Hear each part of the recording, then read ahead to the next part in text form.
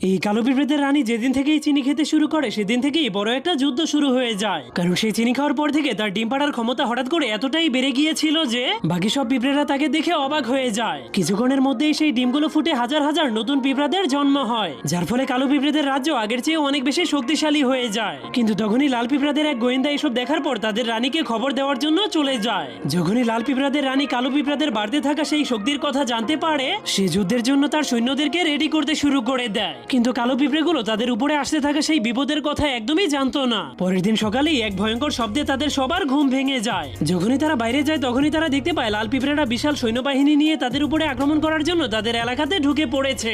এরপর লাল পিঁপড়েরা ভয়ঙ্কর অস্ত্র নিয়ে তাদের পুরো মহলটাকেই ঘিরে ফেলে, যা দেখে মনে হচ্ছিল তারা কালো পিঁপড়েগুলোকে একদমই ধ্বংস করে দিতে চায়। যখনই সেনাপতি হুকুম করে তখনই বড় বড় পাথর দিয়ে তাদের মহলের উপরে আক্রমণ শুরু হয়ে যায়। এমনকি আকাশের উপর থেকে তীরও মারতে শুরু করে দেয়, যার কারণে কালো পিঁপড়েদের সেনাবাহিনী